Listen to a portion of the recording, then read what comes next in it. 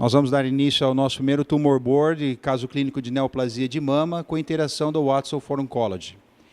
Esse Tumor Board ele tem o intuito de poder disseminar o conhecimento em oncologia mamária, utilizando uma ferramenta de inteligência cognitiva para melhor qualidade dos resultados.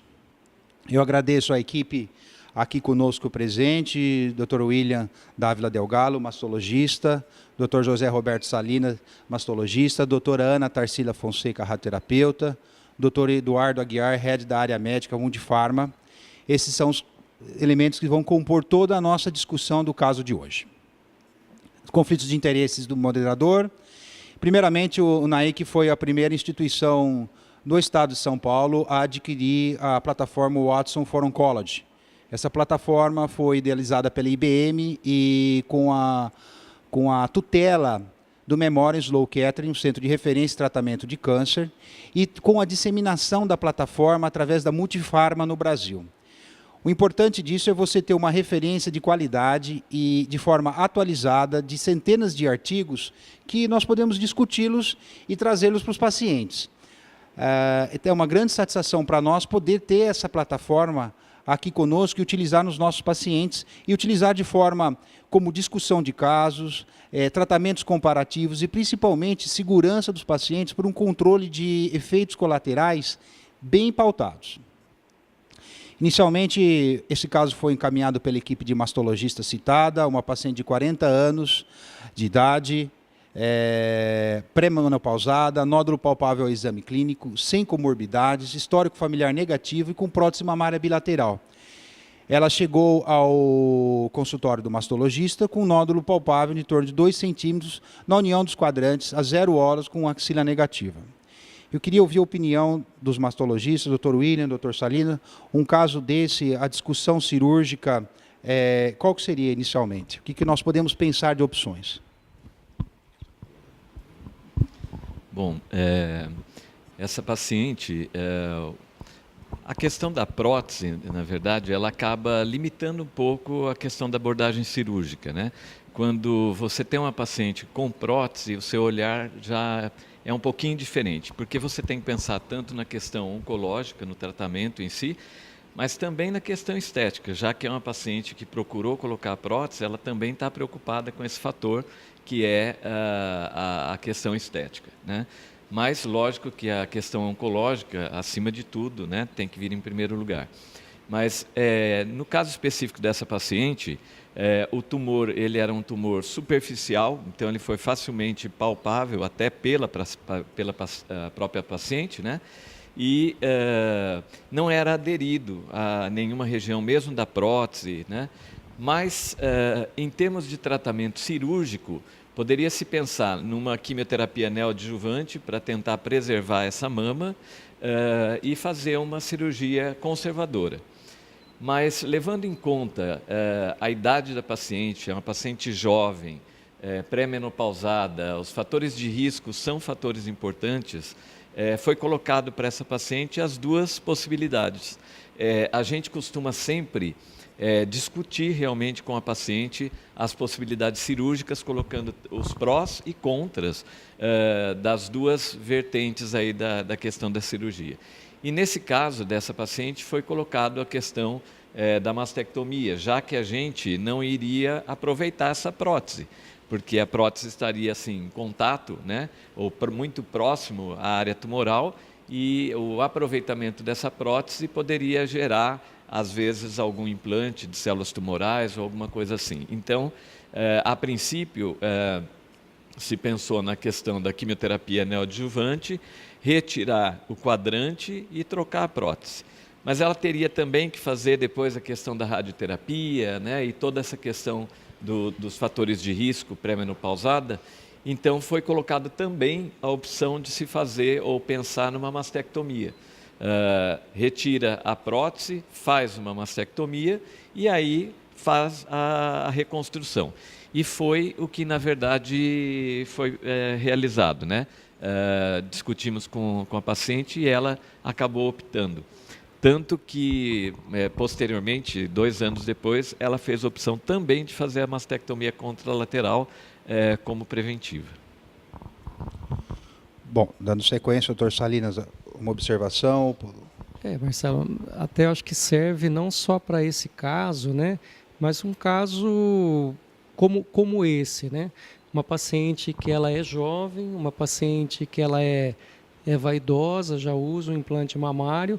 A dificuldade que a gente tem o olhar em relação a essa paciente é a questão de fazer um estadiamento, conhecer um pouquinho melhor a biologia celular desse tumor, para indicar ou não uma quimioterapia neoadjuvante. Eu acho que nisso a plataforma vai ajudar bastante nessa decisão, se a gente conhecer os fatores preditivos, os fatores prognósticos desse tumor, para uma decisão, se ela é um triplo negativo, que pode ser pela idade, né, pela incidência, ou um tumor HER2 positivo. E em termos cirúrgicos, ajuda bastante no nosso planejamento a questão da ressonância. Então, a gente teria que ter o conhecimento do perfil biológico do tumor e uma avaliação dessa extensão desse tumor, que mesmo sendo superficial, se ele tem uma continuidade com a prótese, qual a relação dele com a prótese, né? E mesmo se tem algum outro foco multifocal, se é um tumor multifocal ou não. Então, na primeira avaliação seria isso, procurar fazer um conhecimento em termos de imagem dessa mama como um todo e conhecer melhor a biologia do tumor. Bom, dando sequência ao caso, o paciente ele foi estudado, foi tido como um tumor luminal A, com estadiamento por exames de imagens sem doença à distância, e foi indicado, conforme a discussão, uma cirurgia, mastectomia e pesquisa de linfonodo sentinela. A discussão da abordagem cirúrgica, isso que foi colocado, a preferência do paciente hoje nós temos que levar em consideração a pesquisa de linfonodo sentinela e o tipo de reconstrução e a possibilidade de adjuvância também tem que ser colocado, e a questão de neoadjuvância também. Foi para a cirurgia o paciente, fez a mastectomia, fez o sentinela positivo e a linfadenectomia do paciente. Foi tido um carcinoma ductal, grau 2, com 1,9 centímetros, tinha um componente in situ menor que 25%, um score do componente invasor de 6, quer dizer, um tumor de grau intermediário, com uma invasão linfovascular e sem invasão perineural e discreto inflamatório estromal tumoral, o budding, discreto. Margens eram negativas, então um linfonodo positivo, dissecado mais 12, com 3 comprometidos, e positivo para macrometástase, porque o linfonodo tinha o tamanho de 12 milímetros. Bom, em virtude desse achado, estadiou-se o paciente como um tumor T1C, N2A, estadio clínico metastático ausente, com hiperexpressão de receptores estrogênios, HER2 negativo e um KI67 de 15%. Ela foi estudada para mutações do BRCA negativa e tem um estadiamento patológico 3A e o estadiamento prognóstico 1B, conforme a JCC de 8ª edição do TNM. Bom, levando em consideração esses achados, alguma questão mais técnica do ato cirúrgico, alguma coisa, William, alguma coisa, Salinas, em termos do que podemos acrescentar? Eu acho que assim, sabendo que era um luminal A, né, essa paciente realmente a melhor opção inicial de tratamento é a opção cirúrgica. E aí deve ser discutido com ela a opção da mastectomia, com reconstrução, como foi feito, acho que muito bem indicado, e a abordagem axilar mostrou com a biópsia do linfonodo sentinela a positividade do gânglio sentinela, por isso que foi feita uma extensão aí do tratamento axilar. Acho que está correto aí o caminho. A dissecção ganglionar axilar, níveis 1 e 2, que stage num caso desse, William, como? Sim, levando em consideração lá o sentinela positivo, né, nós esvaziamos a região ali do nível 1 e nível 2, achamos que não tinha necessidade de mais, né, a amostragem de linfonodos, tendo em vista ali que foram retirados 12 linfonodos, dos quais desses 12 com o sentinela 4 positivos, né? Então, em relação à abordagem cirúrgica, eu acho também que, em relação a essa reconstrução, foi uma questão importante, porque a gente pôde não ter uma preocupação tão grande em relação às margens cirúrgicas, né? Porque realmente retiramos a mama toda, né? Se o tumor, como o tumor tem 1,9, 2 centímetros, né? De repente você tem uma preservação ou uma retirada parcial desse tecido mamário, né? A gente correria um risco maior de ter células ou margens cirúrgicas comprometidas, né? E isso é uma questão até que a gente, enquanto mastologista, né, procura estar assim, junto mesmo com o cirurgião plástico, porque existe uma tendência do plástico tentar preservar um pouco mais a questão estética, né? Ou seja, diminuir, retirar um pouco menos, para que a colocação de prótese fique um pouco melhor, né? Para que você tenha uma abordagem depois estética melhor e um resultado final melhor. Porém, a gente tem que pensar que o principal aí é o tratamento oncológico, né? A estética tem que ser dada, mas a nível assim, dentro do padrão possível, desde que você respeite a parte oncológica, né? Então, esse é um cuidado que a gente tem que ter. Eu acho que em relação a estar junto com o cirurgião plástico, até quando vai se fazer uma abordagem contralateral, por exemplo. De repente, se faz uma abordagem contralateral não pensando num possível tumor, preserva-se bastante tecido e, de repente, a paciente acha que você está livre, né, do tecido mamário e sobrou bastante tecido lá. Então, é uma questão assim que você tem que estar, acho que junto mesmo na parte cirúrgica mesmo, né? Ótimo. Bom, está tendo incremento, nós estamos com incremento agora do estadiamento prognóstico. O estadiamento prognóstico, ele é de uma forma resumida a assinatura genética do tumor, ou seja, que envolve alta expressão de receptor estrogênio e progesterona e HER2. Então, hoje em dia, ele é nível de evidência 2. Ele não é obrigado a utilizar, mas ele nos traduz certos tipos de tumor. Porque muitas vezes um tumor muito grande, ele 4, 5 centímetros, ele tem uma sobrevida maior do que um tumor 2 centímetros, por causa de fatores relacionados a genes ou alterações de assinatura genética. Então, esse primeiro estadiamento prognóstico, ele difere muitas vezes do estadiamento patológico, então ele te dá uma ideia que, apesar de ser um tumor com 4 gânglios positivos, é um paciente de alto risco. Ele configura, pelo seu perfil de altos receptores de estrogênio e progesterona e HER2 negativo, um prognóstico melhor do que o seu estadio patológico, necessariamente utilizando as características de tamanho do tumor e número de linfonodos comprometidos. Essa é a plataforma indicada que aparece no sistema do Watson para um caso desse. Então, de uma forma bem sistemática, você consegue ter o conhecimento do caso, mostrando idade, ele pega atributos importantes como condição do paciente. Sem você ter a condição inicial, você nem tem como indicar um tratamento, por exemplo, de quimioterapia neoadjuvante, se fosse um triplo negativo. Ou a indicação de radioterapia, saber o status menopausal, isso vai influenciar na terapia hormonal e na terapia também de tratamento complementar adjuvante. A modalidade de tratamento, ele inclui também a plataforma do Watson, se tem status de cirurgia de reconstrução, como implante mamário implantado, a definir em conjunto com a radioterapia, pela técnica de radioterapia a ser empregada também. E as características do estadiamento, ele já coloca, Salinas, William, o estadiamento prognóstico baseado, ou seja, você tem um estadiamento anatômico 3A, baseado num tumor de menor de 20 milímetros, com 1,9, com 4 gânglios dando N2A, e tem tumor maior que 2 milímetros, quer dizer, considera como macrometástase. Lembrar que a plataforma ela é bem rica nesse aspecto.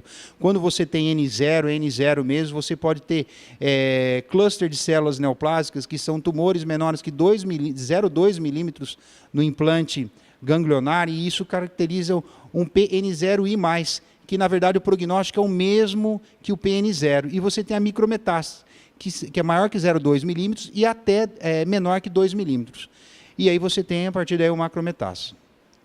Ele leva em consideração a focalidade do tumor com unifocal, e terapias anteriores. Quer dizer, uma plataforma sintética que nos dá uma ideia boa do conhecimento inicial. Vamos falar um overview do passo inicial do caso. Salinas, o que você achou dessa apresentação inicial do caso? É esperado, está bem visível? O que você tem aí em mente?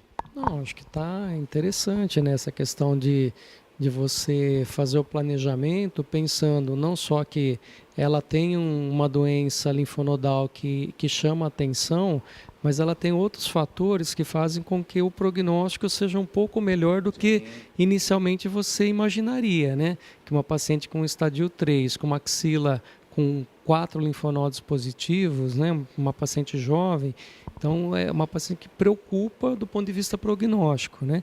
E a plataforma acaba mostrando outros fatores que vai fazer com que esse estadiamento prognóstico seja um pouco melhor do que o estadiamento patológico. E eu acho que a partir daí você vai poder traçar estratégias de tratamento adjuvante adequadas para aquele estadiamento. William, como é que você vê essa plataforma, recebendo um paciente nesse formato, tendo um resumo? Dá para desenhar bem o paciente, né? Sim, eu acho que é bem interessante, né, porque ele dá um apanhado geral do paciente como um todo, ali a patologia, né? E levando em consideração isso, Marcelo, me veio a questão lá toda a parte imunohistoquímica, né? Que hoje a gente tem condição de fazer toda essa imunohistoquímica e antes do tratamento cirúrgico, né? Utilizando aí o cell block, por exemplo, né? E fazendo toda essa parte de imunohistoquímica, indo depois para um tratamento de uma forma um pouco mais já resguardado até, né? E é bem interessante isso, eu acho que amplia a visão do caso, né? Eu acho que é isso. Bom, vamos dar sequência. Esse aqui é o achado complementar. Ele coloca de uma forma bem delimitada, avaliação multidisciplinar, como avaliação de radioterapia, quer dizer, a plataforma entende que é um paciente que tem que usar radioterapia, considerando o fator prognóstico 1B. Lembrar que o fator prognóstico, ele é prognóstico porque não só os fatores intrínsecos da presença de receptores positivos e a presença de HER2 ou não, mas sim que você tem terapias, alvos específicas que por si só muda a história da biologia e do comportamento da resposta ao tratamento. Então isso é importante. O fator prognóstico, ele tem um valor prognóstico do tumor e tem um valor prognóstico do tratamento que você pode usar. Isso que é o mais importante. Eles nos colocam aqui, por ser um paciente jovem, a presença do status do BRCA1 ou 2, fatores genéticos para câncer de mama não foi observado, e até umas comorbidades que são importantes para delimitar a questão de tratamentos complementares, como neuropatia, fração de ejeção cardíaca, que esse caso você já vê o desenho do que ele vai colocar na adjuvância. Quimioterapia que necessariamente a base de antracíclicos, a associação de taxanos e a combinação de hormonioterapia adjuvante com seus fatores de risco preponderantes para a exclusão ou não. A avaliação da parte hepática também é preponderante nesse caso. Bom, essa aqui foi a conduta do Watson, da plataforma. Ela indicou quimioterapia com nível de evidência em meta-análise. Lembrar que essa plataforma ela gera milhares de estudos que têm reconhecimento internacional, a maioria deles em fase 3, e isso nos dá sustentação clínica para dar sequência ao tratamento, seja com o paciente, seja com a fonte operadora, seja com até a parte técnica científica do profissional. E ele coloca de uma forma bem clara, iniciar a quimioterapia de 4 a 6 meses, a associação de radioterapia com hormonioterapia, lembrar que a quimioterapia de 4 a 6 meses, depois a sequência de radioterapia até 6 semanas do término da quimio, ou se o paciente teve a recuperação adequada da quimioterapia. E a associação da hormonioterapia pode ser iniciada em conjunto com a rádio ou após a rádio. Não há diferença estatística em toxicidade ou curva de sobrevida nessa abordagem, nessa diferença de abordagens. Bom, esse paciente, então, ele teve a conduta nossa com quimioterapia à base de antracíclicos e taxanos, essa é a nossa conduta. Foi iniciado tamoxifeno mais gorzerelina, radioterapia, e discutidos os efeitos colaterais imediatos e tardios, a pesquisa de mutação e a monitorização. Ou seja, isso aqui foi a conduta nossa inicial. Pegamos um paciente encaminhado após a masto fez a avaliação imunistoquímica, o estadiamento, e indicou, conforme o perfil, uma cirurgia definitiva com troca de implante, mais sentinela, e o achado cirúrgico indicou a ampliação disso, com o estadio prognóstico 1B e o estadio patológico 3A. Foi indicado quimioterapia com dose densa e com a associação de taxanos, principalmente pela associação de taxanos, ela reduziu o risco de morte dos pacientes, isso já é sabido, o risco de recorrência, isso já é sabido desde a década de 2000 para 18%, quer dizer, nós temos dados estatísticos que tem que associar, e a associação da hormonioterapia com um agonista, a hipófise produz o LH, e esse LH, ele necessariamente faz o estímulo da produção conadal dos hormônios, hormônios sexuais. Então, esse bloqueio dos hormônios sexuais, ele é um importante mecanismo de tratamento de hormonioterapia para os pacientes, que antigamente até se indicava a forectomia. Nós indicamos a radioterapia, tentamos fazer o máximo de cuidado com os efeitos colaterais imediatos e tardios, que são desde proteção cardiológica, proteção pulmonar, um bom planejamento de radioterapia, entender terapias futuras, se tivesse mutação até sensíveis para abordagens cirúrgicas, seja mama contralateral, como foi feita, e até a avaliação de ovários, e uma monitorização pelos efeitos colaterais a longo prazo da hormonioterapia, bem como os efeitos tardios de quimioterapia e radioterapia. Bom, chegamos à parte da quimioterapia, foi indicado um estudo recomendado pelo Trial 9741, esse estudo foram em torno de 2.500 pacientes, esse estudo foram colocados 2.500 pacientes com nível de evidência 3, na qual a indicação de quimioterapia com dose densa, associação de taxanos foi positiva para casos de linfonodos positivos, principalmente a partir de linfonodos positivos com 4 gânglios. Então, essa é a conduta curada pelo Memorial Sloan Kettering, quer dizer, um centro de referência, e que nos permitiu balizar e identificar que foi positiva a nossa conduta. Só um comentário do estudo, depois nós vamos adiantar para outra parte. Lembrar que o CAUGB 9741 foi um trial de 4 braços, utilizando 2.005 mulheres, e interessante como bateu, você vê, esse estudo que ele alinhou, foi um estudo que bate muito com o nosso paciente. O nosso paciente ele tem receptor estrogênio positivo. Nesse estudo, 67% das mulheres tinham receptores positivos. Ele estudou a administração sequencial concomitante das 3 drogas, doxorubicina, ciclofosfamida e paclitaxel. Ele estudou o uso sequencial ou concomitante e o intervalo convencional ou dose densa, ou seja, esquemas mais rígidos. A média de idade era de 50 anos. O número de linfonodos positivos nesse estudo eram de 3. A média de linfonodos positivos eram 3 positivos. Só que mais de 12% dos casos tinham mais de 10 gânglios positivos. Quer dizer, nós tínhamos um perfil de doença avançada. E o que aconteceu quando você faz uma quimioterapia mais agressiva, que é chamada dose densa? A sobrelivre livre de doença, em 4 anos, que era o endpoint primário do estudo, ele atingiu de 82% a 75%. Então, foi um endpoint positivo. E nós sabemos isso, que depois de mais de 10 anos, nós tivemos agora a publicação recente da Lancet, em fevereiro de 2019, uma meta-análise sobre a intensidade da dose e a redução do risco relativo de morte de 19%, quando associado à quimioterapia de dose densa, isso infringindo o aumento da sobrevida global. Então, os dados assim são bem consistentes e a conduta nossa bateu com a da Watson e principalmente baseada em evidência científica. Agora, eu gostaria de colocar à disposição, quem vai nos relatar junto vai ser a doutora Ana, para dar continuidade na parte da rádio. Aí. Agora, dando sequência ao tratamento, nós entramos na radioterapia adjuvante e nós vamos passar os comentários para a doutora Ana. Doutora Ana, a partir desse perfil de caso, o que nós temos em mente aí? Então, nesse caso, trata-se de um paciente jovem com 4 linfonodos positivos e 12 ressecados, dissecados. Então, tem uma indicação clara de radioterapia adjuvante, tanto no plastrão, que é um risco, uma área que tem uma taxa de recidiva local alta, e também na drenagem. tanto em fossa supraclavicular e uma complementação na axila. Então, foi o que fizemos. Indicamos a radioterapia e, nesse caso especificamente, essa paciente tinha prótese bilateral, como foi comentado anteriormente, e a prótese contralateral dela impedia a entrada do campo da radioterapia conformacional. Então, a gente indicou a radioterapia de intensidade modulada, pelo fato da paciente ter uma anatomia impeditiva para a radioterapia 3D. Então, foi isso que fizemos.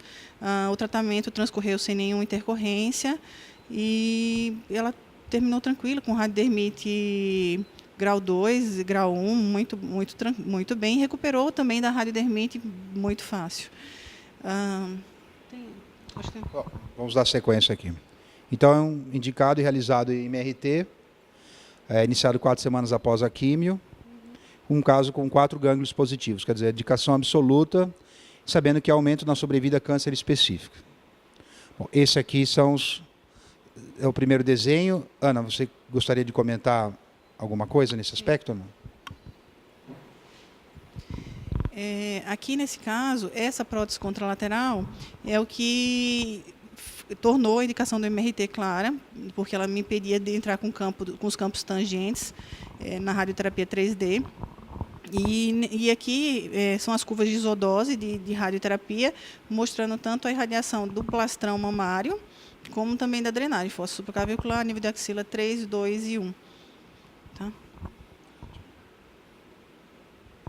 Isso aqui é o planejamento também subsequente? Algum comentário, Ana, para nós? Essa aqui é a diferença entre o MRT e a radioterapia conformacional.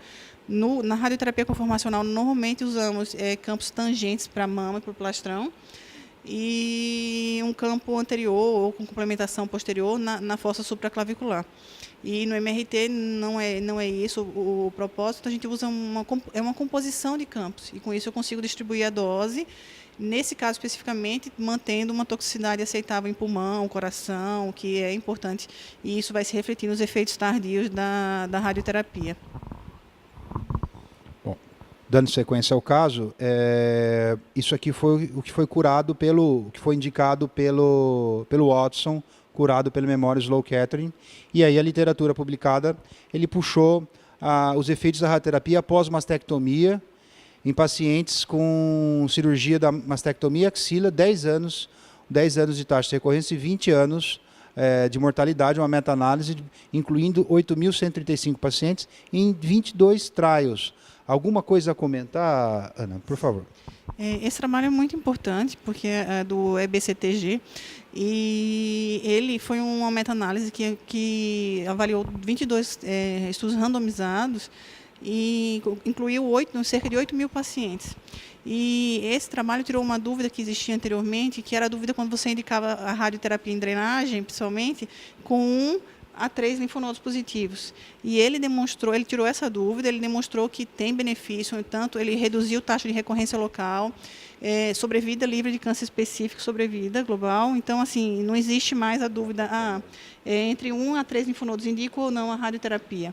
E acima de 4 ou mais linfonodos, confirmou, e ele confirmou novamente o que já sabíamos, né? A radioterapia adjuvante tem um papel importante na redução de sobrevida livre de recorrência, a sobrevida a câncer específica. Lógico, associado também à quimioterapia.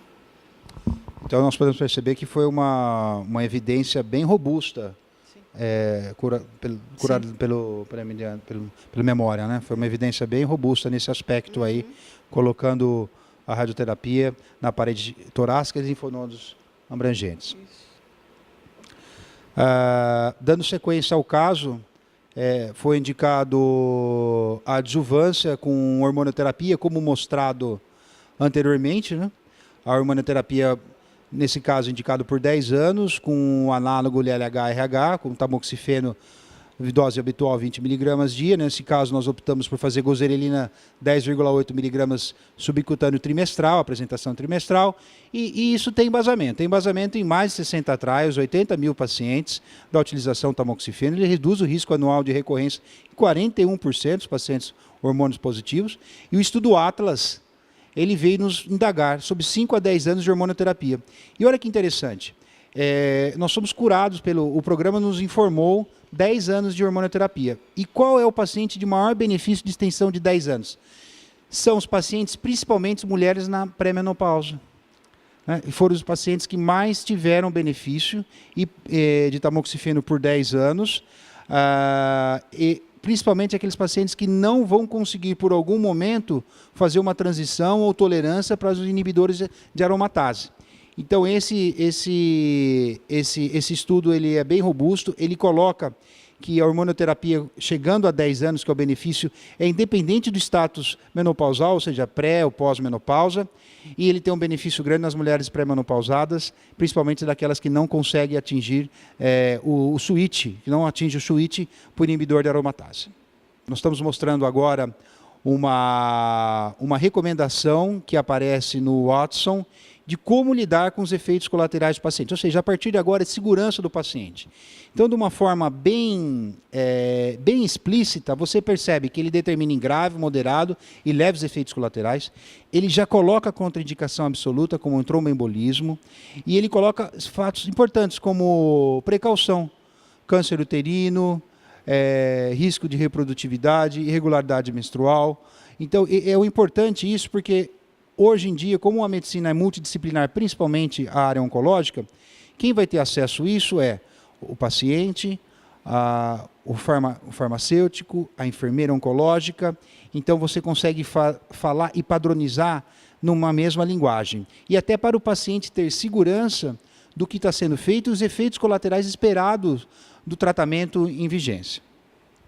Aqui é de uma forma recomendada, e ele coloca, é importante isso eu mostro para os pacientes nossos, olha, você vai ter ondas de calor de moderada intensidade, numa variação aqui, até 60% dos pacientes apresentam, você tem aqui atralgia, numa variação de 10% a 30%, com uma incidência maior aqui em 20%, você pode ter alterações vaginais de intensidade severa, numa porcentagem menor, aí, em torno de 12%, já essa alteração ela vem com um grau mais leve. Então, você ter esse escalonamento, esse escalonamento de como o paciente vai se comportar, porque não são 2, 3 anos, isso pode estender essa hormonoterapia, e o paciente precisa entender. Quando o paciente entende o efeito colateral do tratamento, ele aceita melhor, ele trabalha esse aspecto. Então, isso aqui é fundamental para o controle de segurança do paciente. Nós colocamos aqui os efeitos colaterais do esquema CT, dose densa.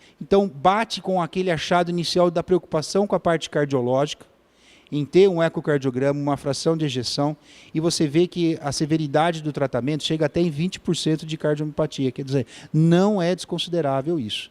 Isso é bloqueio atrioventricular, isso é miocardite, isso é uma série de outras questões. E por isso a importância de ter uma radioterapia de qualidade feita, principalmente do lado esquerdo, né? Leucopenia, um grau mais moderado, infecções, um grau leve, e trombocitopenia. Então, você consegue dados estatísticos de incidência, e você desenhar com o paciente até o acompanhamento disso. Os pacientes hoje eles têm que ter eco de controle, eco com strand, BNP, troponina, na qual você é um paciente que se beneficiaria sem dúvida nenhuma disso. Ele precisa de um eco de strand, ele precisa de uma BNP, ele precisa de uma troponina, quer dizer, exames de rastreamento para acompanhar, não só durante o tratamento, mas depois. Então, vendo essa plataforma da Watson for Oncology, ela nos foi muito rica para ter uma série de fatores. Importante que ela é dinâmica, ela vai se atualizando conforme vão saindo os novos trials, e ela coloca de uma forma bem específica vários fatores, que vão desde a idade da paciente, comorbidades que vão desde neuropatia, cardiopatia, osteoporose, dislipidemia. Eles dão importância ao status menopausal. A modalidade cirúrgica é colocada de forma bem clara, colocada se for feito ressecção parcial, se for total, se tem margem positiva, se é margem macroscópica, todos os fatores, se teve terapia de reconstrução de mama. Ele já sai o estadio patológico e o prognóstico, muitas vezes é difícil para o colega calcular, e esse fator prognóstico, nível de evidência 2 no TNM na 8ª edição, mas isso está entrando, é para se utilizar nos países já desenvolvidos e que possuem assinatura genômica simples dos receptores estrogênios e do HER2. Ele coloca de forma bem clara a neoadjuvância, a resposta patológica à terapia neoadjuvante, bem como todos os tipos de quimioterapia, radioterapia utilizados, bloqueios hormonais, terapia a alvos específicas, inibidores de proteólise, a indicação de ter a presença do BRCA mutado ou não, e se essa mutação tem significância clínica, a presença do Oncotype, que hoje é nível de evidência 1 no TNM, na 8ª edição, quer dizer, batendo nível de evidência 1 a Oncotype, 8ª edição, que você pega os pacientes com tumores de mama, receptores de estrogênio positivo, axila negativa, um pequeno grupo com axila positiva, mas a maioria com axila negativa, que se beneficiam de você saber como é esse tumor, ter a assinatura genética de 21 genes. Esses genes, eles são colocados no score de recorrência de 0 a 100, onde você divide em baixo risco, intermediário e alto risco de recorrência, indicando quimioterapia e deixando de indicar quimioterapia. Quer dizer, você tem uma plataforma Oncotype em casos específicos, ele te embaseia para você não usar a quimioterapia em pacientes com linfonodos negativos e doença inicial. Poder dispensar isso. Lembrar que o Watson é interessante porque ele coloca num formato bem específico que você deve usar todos os tumores multifocais, todos os tumores com maior ou igual a 6 milímetros. E pegar todos esses tumores, mandar para a parafina, para o estudo genético das assinaturas de 21 genes, e você utilizar o risco de recorrência da assinatura de maior número. Então, você faz a assinatura e coloca o risco de recorrência do maior número encontrado, do maior score. Ele coloca também o carcinoma inflamatório como um alerta. Ele coloca essa pergunta porque isso define uma mudança de conduta terapêutica, uma conduta terapêutica mais agressiva e mais emergencial. Ele coloca o cenário da doença crítica visceral. Ele separa bem a questão de doença visceral, de crise visceral. A crise visceral, ela inclui metástase, sistema nervoso central sintomática, compressão medular, obstrução de brônquio, fonte, disfunção hepática. São, na verdade, 11 metástases ósseas extremamente sintomáticas. Quer dizer, são 11 critérios aí que ele deixa bem delimitado e você consegue estratificar seu paciente de forma segura. Eu vejo a plataforma como uma segurança ao paciente. A Total, ele coloca de forma bem clara a precisão dos receptores estrogênios e progesterona, colocado de forma, como nós vimos anteriormente, em porcentagens, o grau do tumor, a presença do HER2 para terapia específica, e invasão linfovascular, ele coloca como um critério de inclusão e exclusão, até por caso de aumento do risco de recorrência local. De uma forma bem dinâmica, os efeitos colaterais em gráficos é explícito nessa plataforma, com plano terapêutico, estudos clínicos em andamento, ele coloca, e até referências de locais onde tem estudos em andamento para pacientes que esgotaram terapias já documentadas e aprovadas em estudos. E, de forma bem clara, as referências literárias. Então, eu gostaria de colocar algumas conclusões disso. Gostaria de chamar um colega nosso, Dr. Eduardo Guiar, para dar uma complementação aqui conosco. Bom, chegando à conclusão desse caso, esse caso foi um caso conduzido por nós, pela equipe da mastologia, da radioterapia e da oncologia clínica, e nós jogamos na plataforma para averiguar o que nós fizemos e entender, desde nível de segurança, como foi esse caso. Essa paciente, ela está em uso de hormonioterapia adjuvante há 3 anos. Nós já suspendemos a gozerelina conforme própria orientação. Após 2, 3 anos, você tem uma certeza que há um nível de estrogênio bem baixo, a paciente já em falência ovariana, não há indicação. No início, ele é importante. E nós entendemos que foi uma ferramenta, neste caso, o Watson, ele trouxe uma evidência científica que auxiliou na tomada de decisão terapêutica. E bem como um mecanismo de segurança do paciente aliados aos fatores prognósticos intrínsecos da biologia tumoral mamária. Então, ele foi muito rico para nós em termos de segurança. Eduardo, eu gostaria de ouvir o seu comentário, você como head da Mundipharma, que está acompanhando o Watson, as suas considerações, por favor. Obrigado, Marcelo. Então, é um prazer estar aqui, né, nesse Tumor Board, utilizando a plataforma do Watson for Oncology para discussão. O Watson é uma plataforma, uma solução de inteligência cognitiva, curada, né, por uma das maiores instituições oncológicas do mundo, que é o Memorial Sloan Kettering dos Estados Unidos. E o grande objetivo, né, dessa tecnologia é que ela possa subsidiar o médico com informações técnico-científicas e que o médico tome a melhor decisão para o paciente. Então, o Watson, de forma alguma, vai tomar a decisão terapêutica, mas ele vai te subsidiar com informações científicas das mais atuais possível para que o médico possa tomar a melhor decisão para esse paciente. Então, além da curadoria, né, do MSK e de todos os artigos, né, que eles consideram os mais importantes, o Watson é capaz de buscar uma literatura através de sites, né, como o PubMed, como o Medscape, outros sites, né, de dados científicos e livros e publicações no geral. Então, a inteligência cognitiva é uma realidade dentro da medicina. Eu acho que o médico tem que entender que a tecnologia está aí para nos ajudar, está aí para nos dar suporte, né? E que possa efetivamente nos subsidiar para tomar a melhor decisão, não só a terapêutica, como você mostrou também, para o paciente, no sentido de conhecer o que ele está sendo oferecido de tratamento, oferecer os eventos adversos da quimioterapia proposta, da radioterapia proposta, conhecer melhor o tratamento dele, que sem dúvida nenhuma vai facilitar todo o processo, né, do paciente oncológico. Obrigado, Eduardo. Nós estamos terminando esse primeiro Tumor Board aqui do NAIC, com o auxílio do Centro de Estudo e Pesquisa. Agradecer a presença do Dr. William, Dr. Salinas, Dr. Eduardo, doutora Ana, obrigado pela presença aqui. Nós agradecer ao Dr. Carlos Antunes, que trabalhou tanto pela nossa instituição, e que dê certo continuidade desses eventos aí. Obrigado.